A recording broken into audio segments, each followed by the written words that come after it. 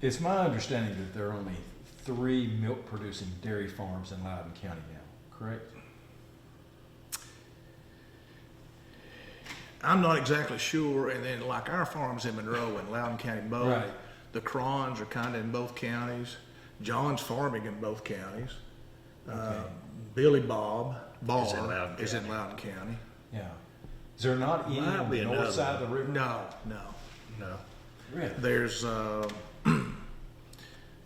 has a dairy farm in Blount County, and then the Burkharts have. There's one more farm, Yeah. commercial farm in Blount County. When I graduated in '81, there were 40-something dairies in Loudoun County, 80-something in Monroe County, and 80-something in McMinn County.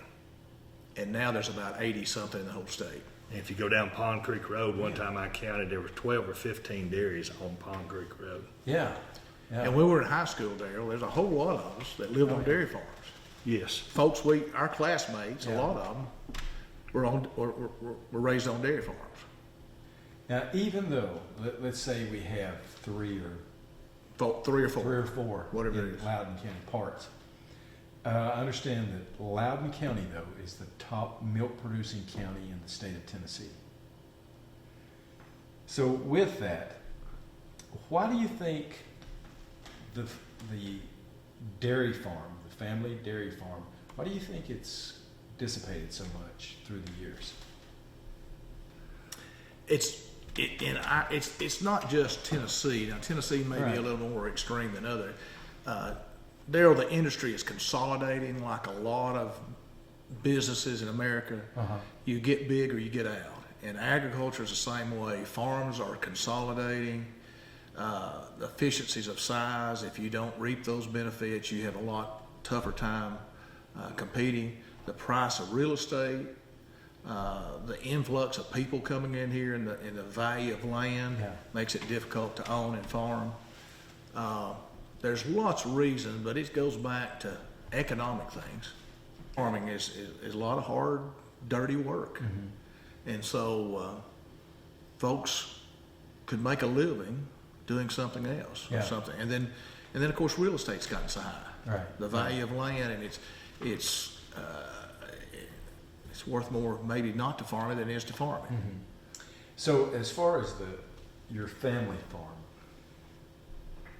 did your dad just retire and you kind of stepped in? How did the progression go when you kind of took over? Well, it was a lot of steps with John and I and our dad, and it was a progressive thing over a 40-year period, John. If we Yeah. look back, John leaving the farm and going out on his own. Yeah. My dad and I farmed together for a while. He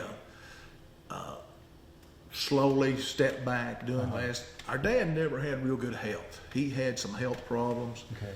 And that's one thing that maybe gave John and I an extra push and get up and go as far as working and making decisions, and because there's times that we just had to go on and do. We were doing a lot of that at an early age, but then Dad was he was above par on letting us do that too. Yeah. And but he struggled more, I think, at transitioning. His dad pretty much dropped the farm in his lap, didn't he, Steve? And I think it was harder for Dad to figure out how he would transition that. Okay. So I kind of came to the conclusion early on that I probably need to go do something else. Dad also had the philosophy he wasn't going to take on any debt. So, he was born in the Depression. He's kind of that generation, and he didn't. If we heard it once, we did it. We heard that once, and we heard it a lot. He didn't borrow your money. He didn't co-sign for anybody. You never mortgaged home. You never mortgaged home. So he was content, and had a successful dairy, and we were doing a lot of it. We made it. We really made it pretty easy for him, I guess, because we were doing a lot of it. Yeah. And, but I decided I need to move out on my own, and then I think it was hard for him to make that transition, wasn't it? Yeah, and it is with most fathers and generational things. But we had a great relationship with our dad, business-wise and working-wise, you know. So Very you- few crosswords. Now, Daddy could discipline if he needed to. Our mother was really the disciplinarian. But Daddy and I had very few crosswords, and that's working together for years. Yeah. You know, from the time I got out of college until he passed away, you know, we spent time together just about every day. So when did he kind of step back and say, okay, Steve, this is yours? I bought the farm from him in 2000, I think. Okay. But in the meantime, we'd already I bought some things on my own and did some things on my own, and it wasn't just. And then after he sold me the farm, he just kept working, Okay. kept doing his thing, and just doing. He never retired and quit. He just gradually did a little bit less all the time, Okay. as he wanted to, and his health would allow. And even when he was 90 years old, he said, "I'm hoping to get better, feeling a little better, and I'll get out and help you some." You know, I mean, his goal was to continue to help and to work on the farm some. What about that? So I know you have a slew of cows now. How many do you milk per day? We're milking about 3,000 cows now. We have two operations. We have one in the edge of Georgia, a farm we lease down there, and then the home farm. And then we milk about 3,000 cows, and we've got about total head on the farm 6,000, 6,500 any given day. So how many employees do you have? Daryl, a good boss would rattle that off real quick, but I'm in the trucking business a little bit too, that we haul milk and milk Right. products. But altogether, somewhere 50 to 60. Okay. So what company buys most of your milk? All of our milk, now John makes cheese out of part of Yeah. his milk, but it goes to the Mayfields Dairy in Athens, Tennessee. Yeah. And that is owned by a co-op that we're members of, Dairy Farmers of America. Okay. So we're part owners of that plant, you know, in a small little bit way. And John, I guess you and I together are producing 30% of the milk, a third of the milk that Third of plant that milk, runs. probably. Wow. And they run about 25 trailer loads of milk a day, tanker loads. And a tanker load's about 6,000 gallons a day. So if you multiply that 25 times 6, 150,000 gallons or something. So growing up, when you were milking 100 and 125, did you ever think you would get in such an No. operation? No, never thought we'd do this much. But You know, it's also a credit to our children too, the next generation, because Yeah, they're involved in that too. So. We'll get into some of that here in a little bit. I was just gonna say, Daryl, you know, growing up, we had the dairy, but I tell a lot of people that come by that it was a different world growing up on the farm then, because everything was a chore. Yeah. Milking was a 2-hour chore. You do the hay. We did tobacco all that time. We grew watermelons. You learn to do everything. And now it's hard to do. You know, if we hire an employee now, he'll be a very specialized employee. He'll only do 1 or 2 things on the farm. Really? So it's a really different world. But the world that we grew up in, you learn to do everything. Well, you get up at 4 o'clock in the morning, you milk the cows, you go home and eat breakfast. Then you go back and feed the calves. And then you'd start mowing hay. Manage the hay. And then in the afternoon, you'd bale hay. If you weren't baling hay, you were building fence. We did a lot of our own construction. If we were building a new barn, we built a barn. Now, when both of you all were in high school, your dad probably hired kids that you went to school with to help. No, we were it. We were it. Really? Yeah, we were it. We were it. But at that See, there time, were 3 of there us. was- Yeah. No, At that- all the other neighbors hired high school boys Yeah. to help put up hay, Right. which is all square bale hay. Yeah. We were the square bale. crew. Okay. But today, you probably neither probably hire any high school kids. You can't find them. No. We have hired. We have, Really good. and I have developed. You have too, John. Some long-term employees from kids starting in high school and working on the farm, and I've got kids that've gone off to college and then come back and work for me, and so I've had some success and some failures Yeah. in doing that. It just seems to be, gets a little harder all the time. Developing that kind of help and getting high school kids that can show up for work and get dirty and do those kind of things. Kids don't have to work anymore. Right. So many kids turn 18, they've really never had a job. Yeah. So many kids don't work. And I think boys are worse than girls. Really? I think more girls have jobs because we hire quite a few high school girls Okay. in the cafe. But Where do you get most of your workers now? Are they migrants? A lot of them are. A lot of them are. We have the migrant workers, and then we've got other folks that have been with us a long time. It's a variety of folks. Okay. All right. John, let's get with a few questions for you about the cheese farm and your operation. So how many cows do you all milk on this farm? we're milking about, we have a satellite farm, but it's all run as one operation. So, Okay. so we're milking about 1,700, which gives us about 2,000 mature cows. Wow. Back years ago, before you started the cheese farm, I think if my memory serves me correct, we were talking one day, and you were thinking about making ice cream. Is that correct? That probably was correct. We were talking a while ago, and I went out on I stayed at home for about 3 years, I think, and then I leased a farm. Okay. But from day one, I was always in the back of my mind, I was real interested in doing something with a product. Because we'd heard these stories of Dad and Uncle Brody talking about bottling milk and selling milk in town, and so for some reason, I always had that interest, Yeah. I guess. So I can remember one of the first things I did after getting out on my own was I rode with the inspector up to the Cruise Dairy that's there above Knoxville. And Earl Cruz was, the kids were in diapers. I remember the kids being out in the yard.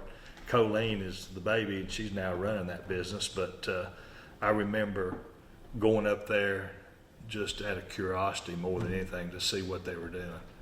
So for some reason, I always had an interest, or I had that in the back of my mind that I wanted to do that. So we took a little while, we took 10 or 15 years there to kind of get on my feet and then look at options, and did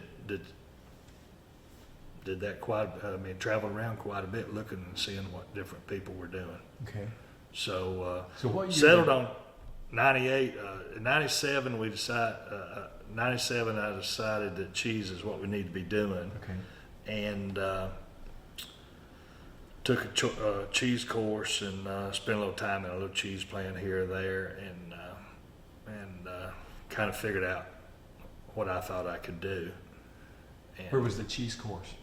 Washington State, in Pullman, Washington. And So did you fly out there? we did. I flew out there, yes.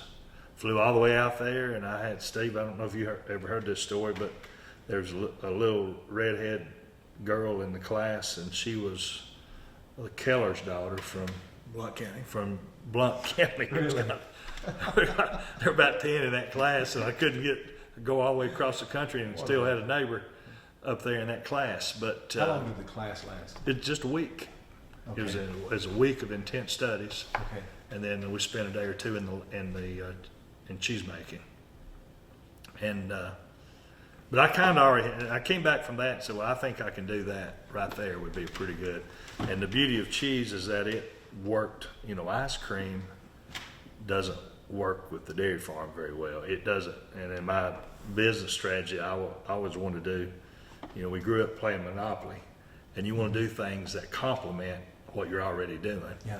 And fluid, and then ice cream really doesn't complement trying to have cows, but cheese did complement what I was doing. So that's kind of a business or dollar economic decision, but it served the purposes that I was looking forward to do something with the product. What was the most difficult part about starting the cheese? Oh, probably just the time it took away from the farm.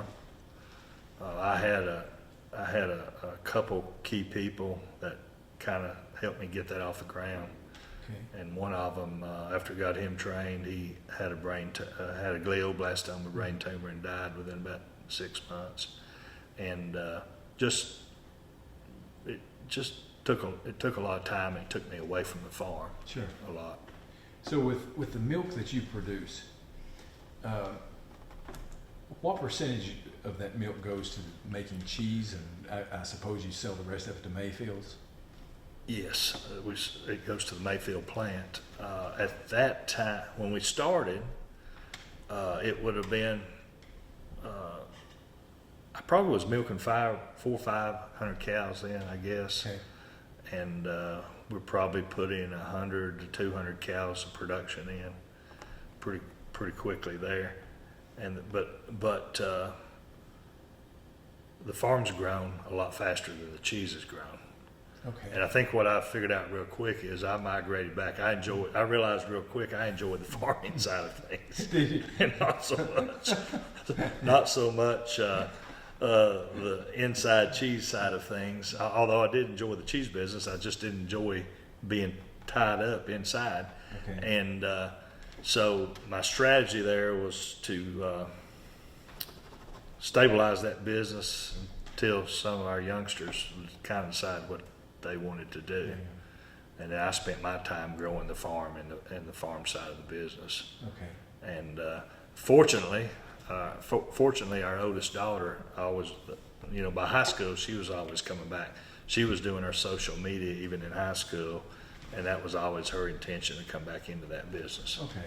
So I had to wait a few years, but now we have her and her husband involved in the business, And what's her name? and Mary Lindell. Okay. Okay.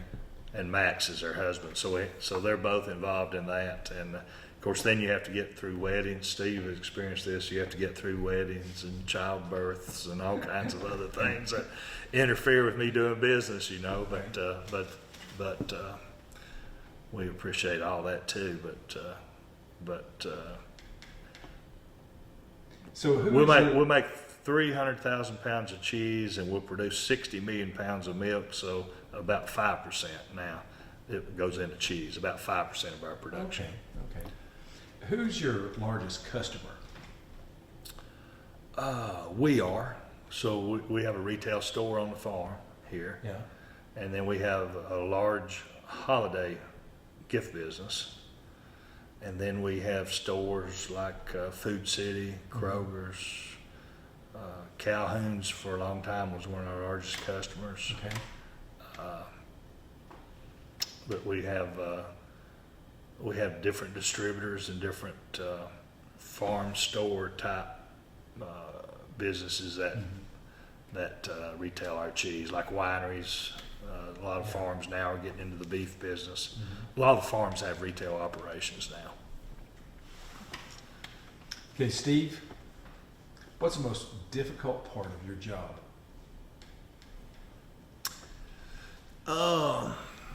Probably is just, there's not a class or you're not trained how to employ people, how to work people, how to get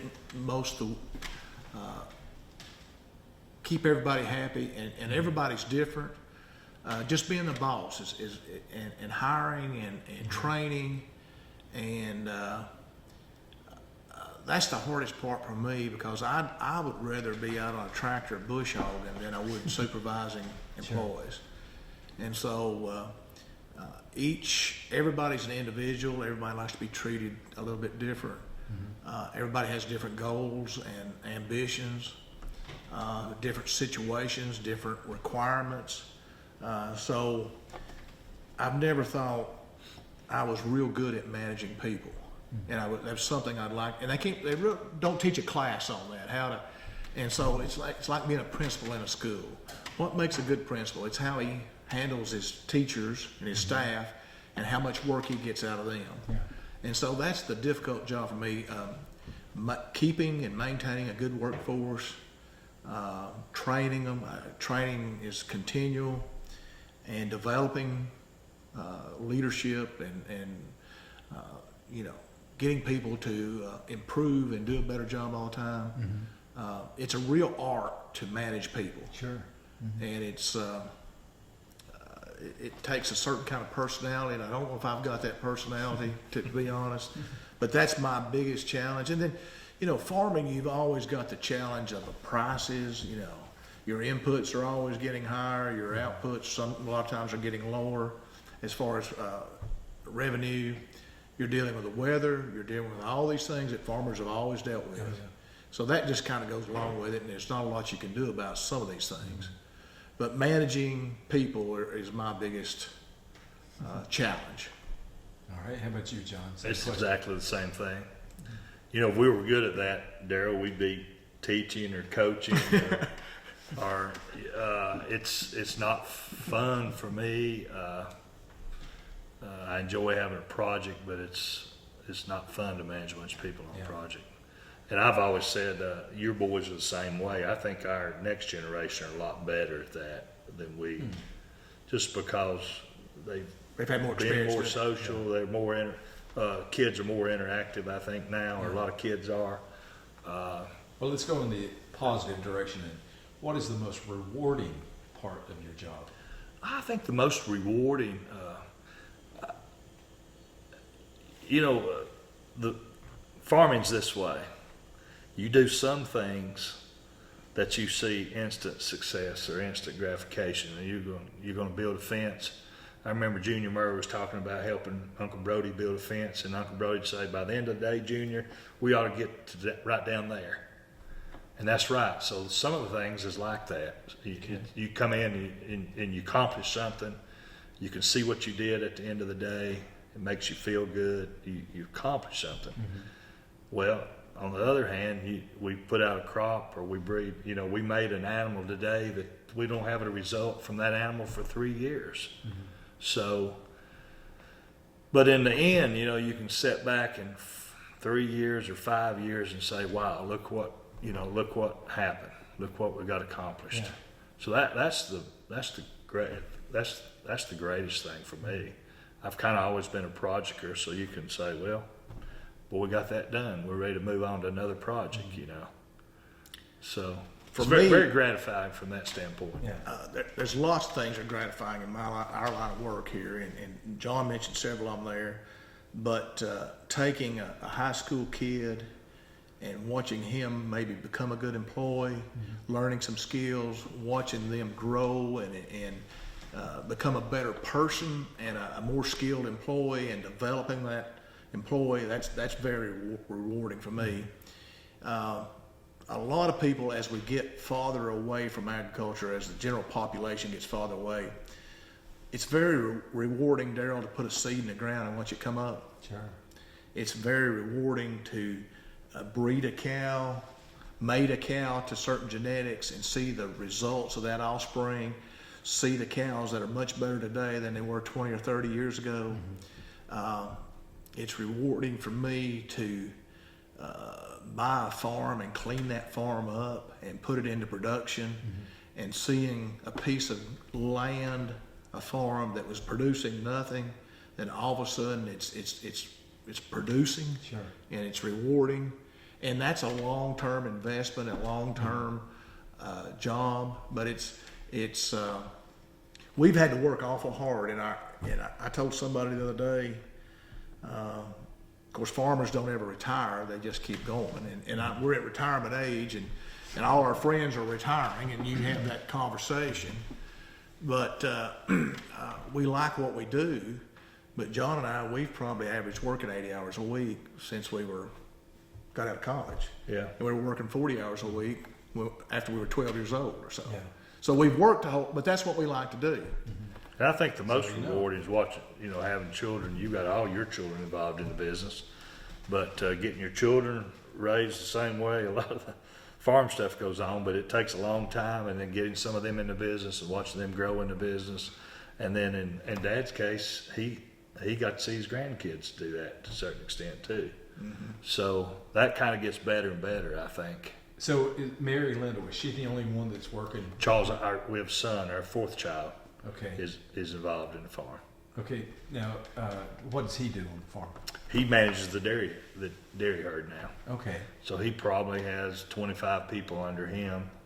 He's done an excellent job. He really didn't have an education or much background in that. He was he was going to do kind of what I did. And then we had a vacancy in that position, and he wanted a dairy. I said, you need to get there and, be hands-on. And How old is he? he's 26. Okay. Yeah. So you've got two of. So we've got 2 of 5 involved in it. Okay. Okay. Yes. And the rest of them spread their wings and. Doing their own thing. They're happy and successful, and Yeah. one's finishing school. So Okay. Steve, I know you've got a. I've got 3 children. Tell me They're their all- names and what they do. Mark is the oldest. Mark is 36, right along. I may not be exactly. He's close to that, 37. Yeah. And he manages the cow end of the operation and the baby calves, and of both dairies, as far as the milking, feeding, raising the baby calves. I don't know. He's got 25 employees probably under him. Bo's the second son. Bo's about 35. He manages the farming operation, the crops, the harvesting, the manure application, growing crops, planting corn, harvesting hay, all those kind of things. And then we share some responsibilities back and forth and help cover each other, especially during harvesting times. And then Rebecca, my daughter, is office manager, HR, and so she's in the office, which is in my home, most every day working there.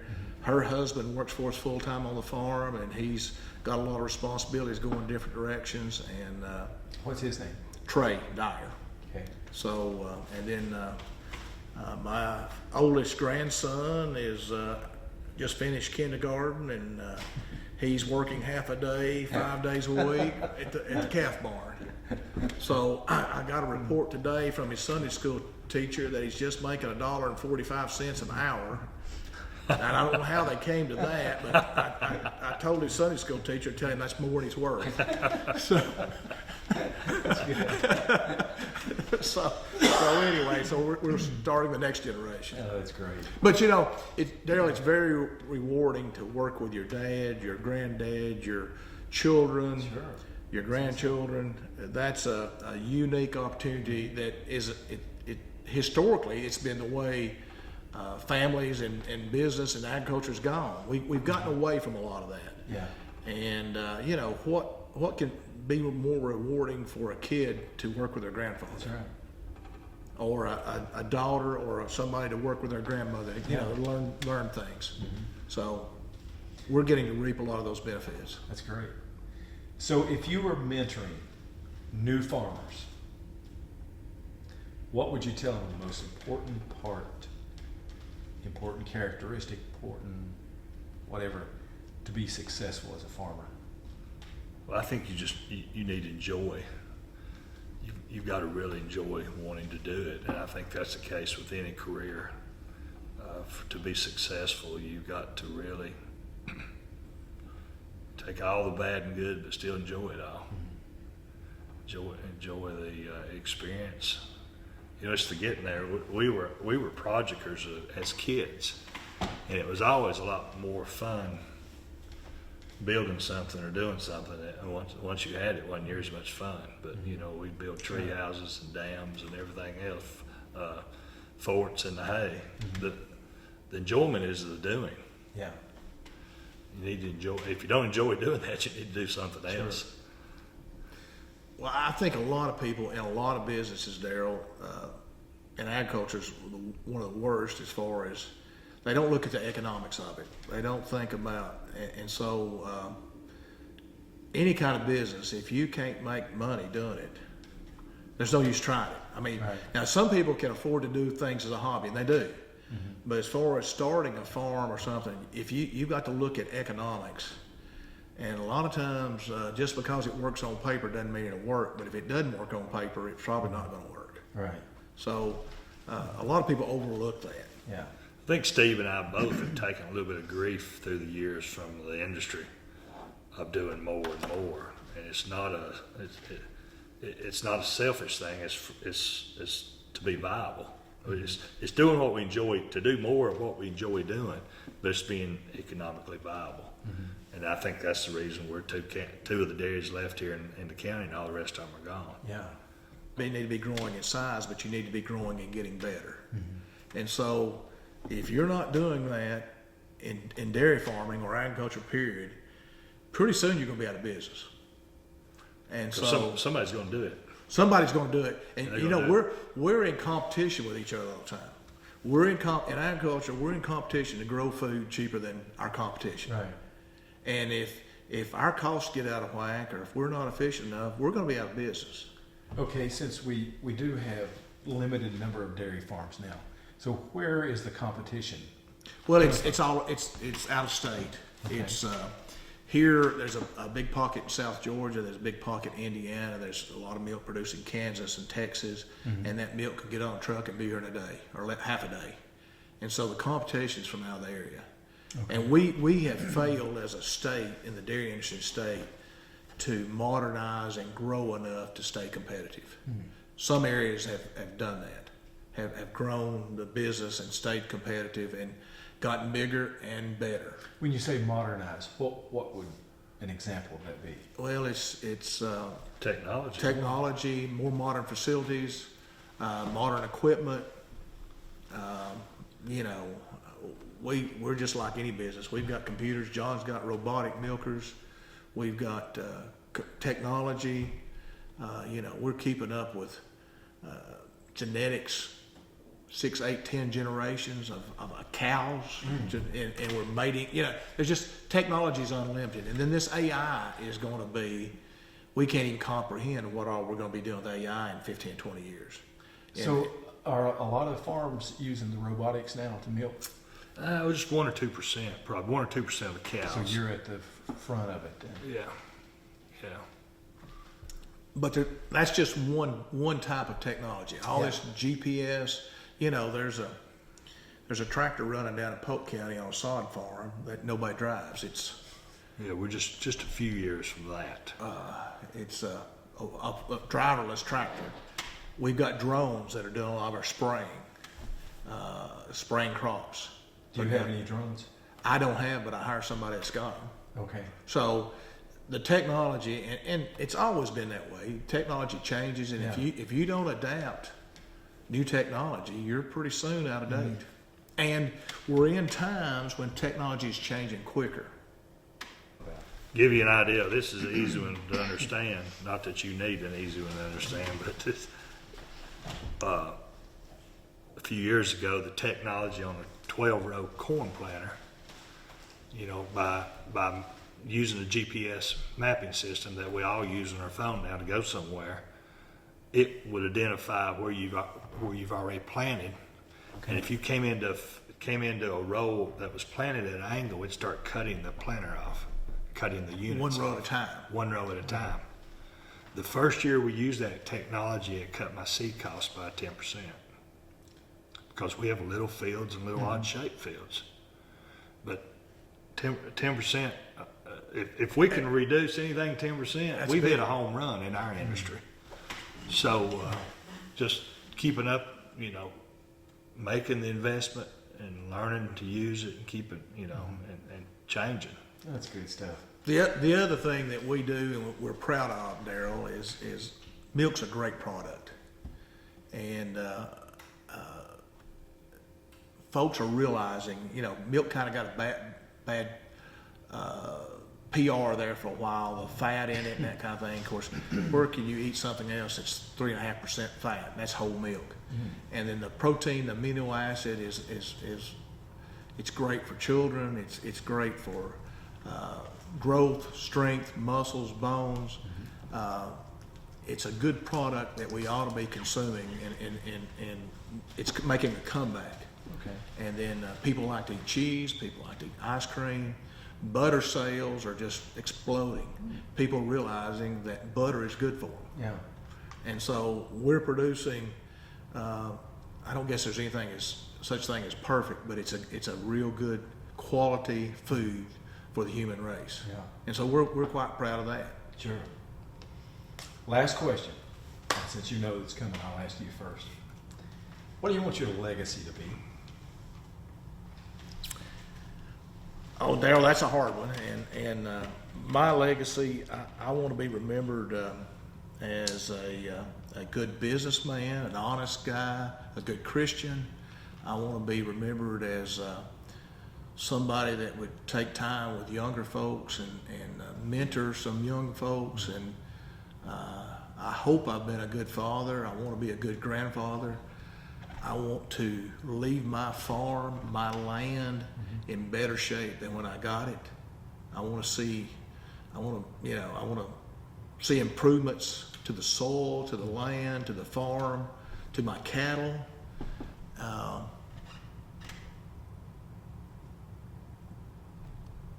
guess that's pretty much it, I want to be a positive influence in the world. In my little world. My little world. John? Well, you said that pretty well, and I think the only thing I would add to that, I want to instill that philosophy in my children. I want them to have much of that same philosophy too.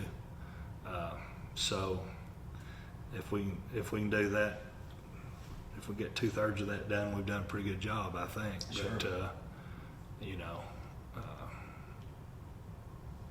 that pretty much sums it up. I mean, I think. Don't you think it does? Yeah, I just want to leave things better. My little world, which a whole lot of my world's our farm. And, the farm has grown and expanded, and we've expanded over the years. And but I want that soil, that land to be more fertile tomorrow than it was yesterday. And I think we inherited that. That was our parents and grandparents. It's part of our heritage. To take care of the land and the soil, and it's Darryl, we're growing houses today in Loudoun County, and that's what we're East Tennessee. We're growing houses. We're losing 200 acres of farmland a day in Tennessee to development, and how much longer, when you go to building houses on land, it's gone forever. The quality of to grow crops, to feed people, it's gone forever. And we need to be thinking about these kind of things because they don't make any more land or soil. Right. They don't make any more. And as we cover it up with houses or put solar panels on it or do some of these kind of things, eating's more important than a lot of things. That's right. So, but our farm, I want it to be more productive, a better quality after I'm gone than when I came. I think I tell a lot of people this. I think farming and growing and creating is in our DNA. It's in all of our DNA. We were created this way, and we were placed on earth to do that. So we're all stewards. That's what we are. Yeah. And I think all that we can ask in your profession or anybody's profession is that we were good stewards of what was given us. That's right. We have a short time to be here, and we're asked to multiply and be good stewards. That's really what we're asked to do, is it not? And that's if we can do a pretty decent job of that, and we've done a pretty good job. That's right. I think he and I we don't want to waste our time. We value our time. We've gotten older, and we realize we have less time. That doesn't bother you till you hit about 50 or 60. and just be a good steward of what we've been blessed to have. We've sure, if you look back, we talked about our ancestry and what a blessing they gave us by coming here. You know what I'm saying? And those we have ancestors on our mother's side. We talk about them coming over from Switzerland and Germany and Swiss Germany, and to step out and have done that, then look what a blessing that was to us. So be good stewards and leave a blessing. I hope 3 or 4 generations down the road, some of our